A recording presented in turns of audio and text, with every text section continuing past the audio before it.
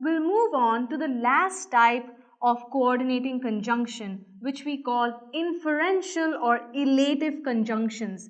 Now, these are the conjunctions which can be used to introduce some inference between ideas in a statement.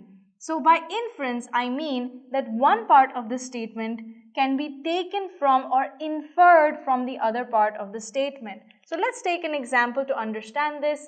Let's say I have a sentence like, he failed, for he never studied, right? Of course that will happen. So here we have the word for. Now what is for telling us? That because he never studied, he failed. So the fact that he failed was inferred from the fact that he never studied. Or we can do it the other way around. He never studied, and that can be inferred from the fact that he had failed. So this is showing me inference between the two parts in the statement, and then to show that there is inference, I have used the conjunction which is an illative conjunction, which is for.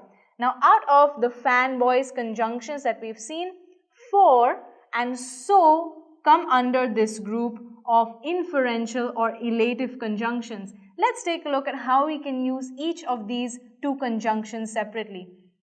Now when we use for, it is used to mean because or since, but there is a slight difference. Now when we use for, then whatever is the implication of what happens next or what can be inferred is much stronger than when we use because or since. Let's take an example to understand this. He got a job, for his father was the manager. So we know that he got a job because his father was the manager. Had we used since, it would have been he got a job since his father was the manager. But when we are using for, it is telling me in a more strong way that it is definitely or certainly because of the fact that his father was the manager that he got the job. So when you use for, you have to be sure that it is a strong implication that this is the reason why something else happened, or this is the inference that we made from the previous statement. Now let's look at another way in which we can use for. It is used to introduce the reason for the preceding clause. The same example can show you this, because the fact that his father was the manager is the reason for him getting a job. So it is showing me a reason for the previous clause. Now let's move on to how you use the word so. Now so shows that one idea results in the other idea. So if we have two ideas in a statement, then one of them results from the other statement, and we can use the word or the conjunction so to combine these two parts. So let's say that we have a sentence like this.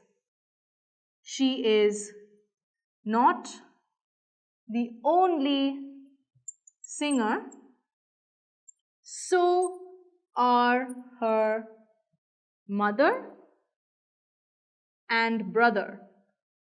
So here I can say that I am using the word so to show that apart from her being a singer, her mother and brother are also singers. So we are using it in the form of as well as or in addition to. Now is there any other way that we can use the word so as a conjunction? Let's say that she is a good tennis player, right? So she will be selected on the team or whatever. She is a good tennis player, so she will be selected. Here, so is telling me that this can be inferred. The fact that she will be selected can be inferred from the fact that she is a good tennis player. Now this is used slightly differently, or rather quite differently from the way so is used in this sentence here. Because in the first sentence we use so in the form of in addition to or as well as. But in the second sentence, we are using so to show reason. So this is an example of showing that one idea is the reason for something else or results from something else. So now we've looked at the different types of coordinating conjunctions that we had and that we have in the English language. Now we move on to another sort of conjunction.